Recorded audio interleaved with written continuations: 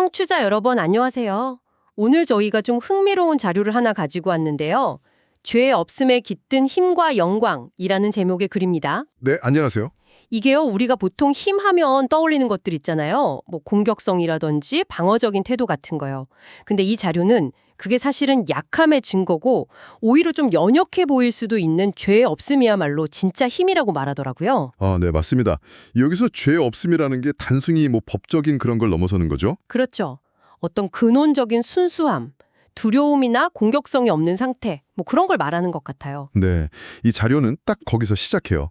강함이라는 건 연약함이나 약함의 반대가 아니라 바로 그 죄 없음, 그러니까 결백함이다 이렇게 단언을 하죠. 아, 단언을 하는군요. 네, 그래서 우리가 보통 강하다고 생각하는 공격성 같은 걸 오히려 내면의 약함 또는 두려움에서 나오는 반응으로 해석하는 거예요. 듣고 보니 그러네요. 우리가 왜 그 방어적으로 행동할수록 사실은 좀 스스로가 취약하다고 느끼는 거랑 비슷한 걸까요? 네네, 그런 맥락으로 볼 수 있을 것 같아요. 아주 흥미로운 지점이죠. 정말 흥미로운데요.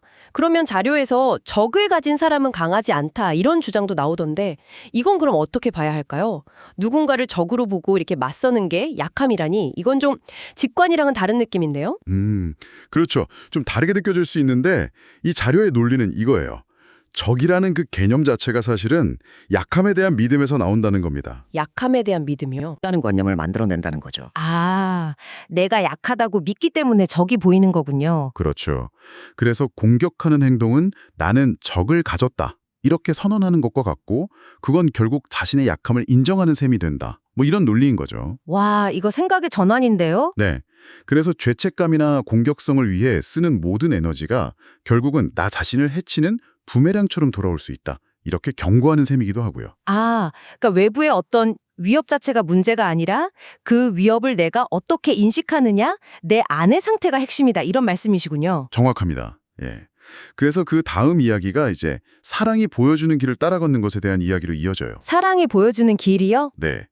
죄 없이, 그러니까 두려움 없이 사랑의 관점으로 세상을 보면 평화 속을 걷게 된다는 거죠. 왜냐하면 사랑이 그 두려움으로부터 우리를 보호해 주니까요. 아, 사랑이 보호막이 되어주는군요. 그렇죠.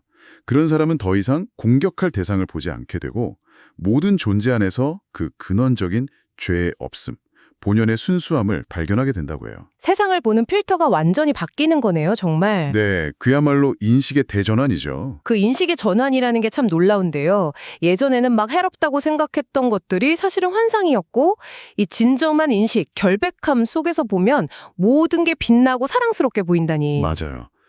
비유하자면 흐린 날에 갑자기 해가 쨍하고 비추는 느낌이랄까요? 아, 네네.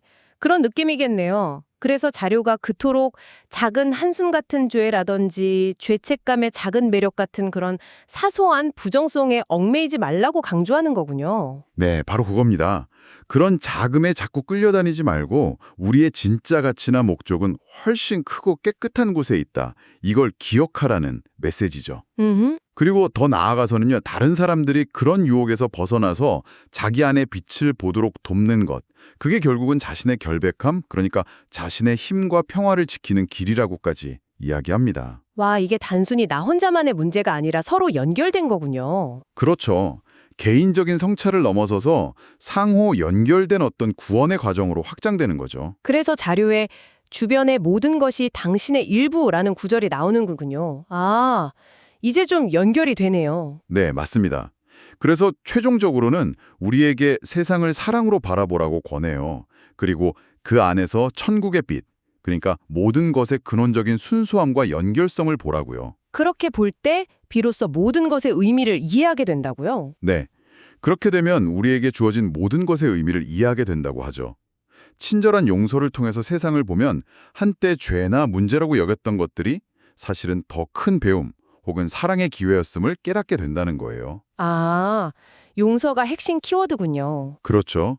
당신의 그 결백함을 통해 세상을 바라보는 그 시선 자체가 당신 자신과 세상을 동시에 구원하고 자유롭게 하는 열쇠다라는 아주 강력한 통찰을 제시하는 거죠. 오늘 쭉 이야기를 들어보니까 결국 진정한 힘이라는 건 어떤 외적인 강함이나 방어적인 태도가 아니라 내면의 결백함에서 온다는 거네요. 네, 그게 핵심입니다. 그리고 이 관점을 받아들이면 우리가 두려움을 사랑으로, 또 갈등을 평화로 전환시키는 그런 놀라운 인식의 변화를 경험할 수 있다는 거고요. 맞습니다. 결국 세상을 어떻게 인식하고 반응할 것인가, 그러니까 용서와 어떤 연결성의 관점을 선택할 것인가에 대한 깊은 성찰을 요구하는 그런 이야기였습니다. 네.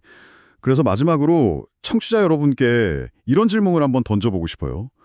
지금 혹시 삶에서 좀 어렵게 느껴지거나 어쩌면 적처럼 느껴지는 그런 상황이나 사람이 있으신가요?